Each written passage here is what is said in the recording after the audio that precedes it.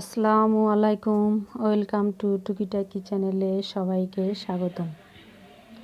আজকে আমি দেখুন আলু দিয়ে মুরগির মাংসের ঝোল রান্না করব। অন্যরকম একটু ভিন্ন রকম আর কি স্বাদ, দেখবেন খুবই খেতে সুস্বাদু হয় এইভাবে রান্না করলে। তার আগে দেখুন বিড়াল দুটো আমার সঙ্গে কীরকম করে রান্নার আগে আমার একদম পাগল বানিয়ে নেয় খাবারের জন্য। দুইটাই শুধু আমার পায়ের নিচ দিয়ে খালি ই করে, মানে ডলাডলি করে খাবারের জন্য, খাবার চায় আর কি। একদম পাগল করে নেয় আমারে। রান্নার আগে ওদেরকে খাবার দিয়ে শান্ত করে তারপরে আমার রান্না করতে হয়। হ্যাঁ, অনেক দুষ্ট এরা দুজন। তো এদেরকে আমি মুরগির চামড়া আর কি রেখে দিই। চামড়া ওদেরকে মানে খাবারের জন্য হালকাভাবে একটু পাক ফেলে দিয়ে তারপরে রেখে দিই আর কি। তারপর আমি ওদেরকে এখন এই চামড়াগুলোরে কেটে দেব।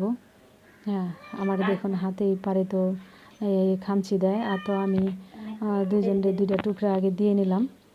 তারপরে কেটে ওদের প্লেটের মধ্যে দেব। ওদের আলাদা প্লেট আছে, প্লেটের মধ্যে খাবারগুলো দিয়ে দেব। তারপরে আমি ধীরে ধীরে রান্না করব।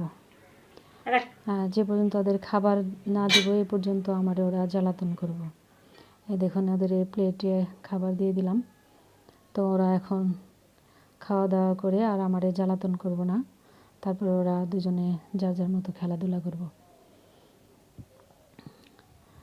তো এখন আমি রান্নার কাজে চলে এসেছি। আমি এই মাংসের মধ্যে একটু লবণ মেখে নিলাম। লবণ মেখে নিলে কি হয় আর কি, একটু পানি বের হয় আর কি। কয়েক মিনিট পরে দেখবেন এই মাংস থেকে পানি বের হয়ে আসে। তো ভিতরে একটু লবণ ঢুকে তারপরে পানিটাও বের হয়ে আসে। এই দেখুন অনেকটা পানি বের হয়ে এসেছে। 5-7 মিনিট এভাবে লবণ মেখে রেখে দিই। এই পানিটাই যে ঝরিয়ে নিলাম। তারপর আমি কড়াইতে তেল দিয়ে রেখেছি, তেলটা আমার গরম হয়ে এসেছে। তেলের মধ্যে দিয়ে আমি এই মাংসটাকে ভাজা ভাজা করব। ভাজা ভাজা করে যদি আলু দিয়ে মাংস ঝোল করে রান্না করা হয়, এটার টেস্ট অন্যরকম হয়। এমনি কষায়া রান্না করলে ওটার টেস্ট অন্যরকম, আর মাংসটা একটু তেলের উপরে ভাজা দিয়ে এটার টেস্ট আবার অন্যরকম হয়। আপনারা বাসায় এভাবে রান্না করে খেয়ে দেখবেন, তারপরে আমার কমেন্টস করে জানাবেন কেমন হলো। তো আমি কড়াইতে তেল দিয়ে নিলাম, পেঁয়াজ দিয়ে দিলাম একটা, মাঝারি সাইজের একটা পেঁয়াজ দিয়ে দিলাম। তারপরে দিয়ে দেব 2 এলাচ দানা, তারপরে দারচিনি, তারপর দিলাম 2 তেজপাতা। এবার এলাচ দানা দিলাম 2, মুখ ফাটিয়ে দিয়েছি। এবার পেঁয়াজটা বাদামি বর্ণ হয়ে এলে মশলাটা দেব। স্বাদ মতো লবণ দিয়ে দিলাম।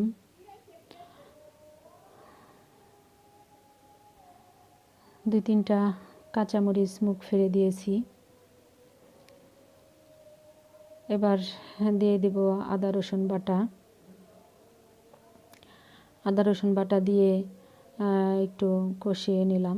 তারপরে একটু পানি দেব। একটু পানি দিয়ে মশলাটা দিতে হয়, কারণ পানিটা দিলে আদার ঘ্রাণটা আর কি থাকে, নয়তো আদার ঝাঁজটা থাকে না। মশলায় হলুদ মরিচের সঙ্গে মিশে গেলে আদা রসুনের ঝাঁজটা থাকে না। এবার আমি দিয়ে দিলাম হলুদ মরিচ ফাঁকি। আমি হলুদ মরিচ একসঙ্গে ভাঙাইয়া রাখি।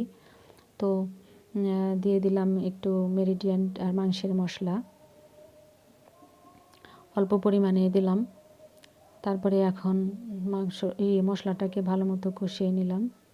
এবার মাংসগুলো আমি দিয়ে দেবো। মাংসটা বেশি একটা কষাতে হবে না, কারণ আমার মাংসটা তেলে ভেজে রেখেছি। তারপরে হালকা একটু কষাবো। এবার দিয়ে দেব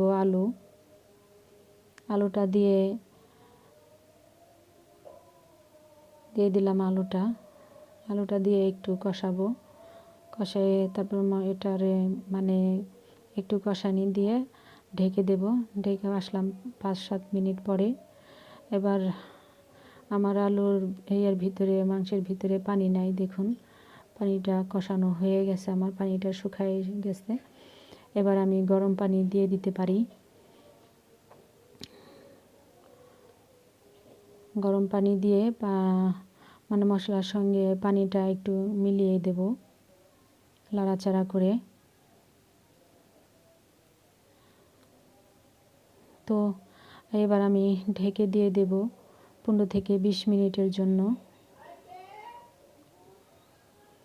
15 থেকে 20 মিনিট পরে আমি চলে এলাম, আমার মাংসটা হয়ে এসেছে।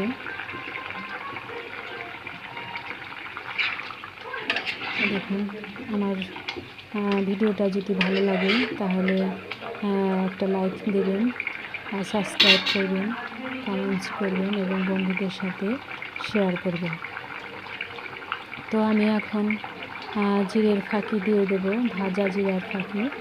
ভাজা জিরার ফাঁকি দিলে কি হয় আর কি, ঝোলের তরকারিটা অন্যরকম একটা টেস্ট আসে। ভাজা জিরা মানে ভিন্ন রকম একটা টেস্ট মনে হয় আর কি, খেতে খুবই ভালো লাগে। আপনারা বাসায় রান্না করে কেমন হয় আমাকে জানাবেন কমেন্টস করে। দেখুন আমার আলুটা সিদ্ধ হয়ে এসেছে। আমি 2-3 মিনিট আবার রেখে দেব। 2-3 মিনিট পরে আমি ফিরে এলাম। তারপরে আমি এটাকে নামিয়ে নেব। ভালো লাগলে অবশ্যই লাইক দেবেন। আবারও বলছি, সাবস্ক্রাইব করবেন, কমেন্টস করবেন। এবার আমি দেখুন খুবই ভালো লাগে এই তরকারিটা, ঝোলের তরকারিটা।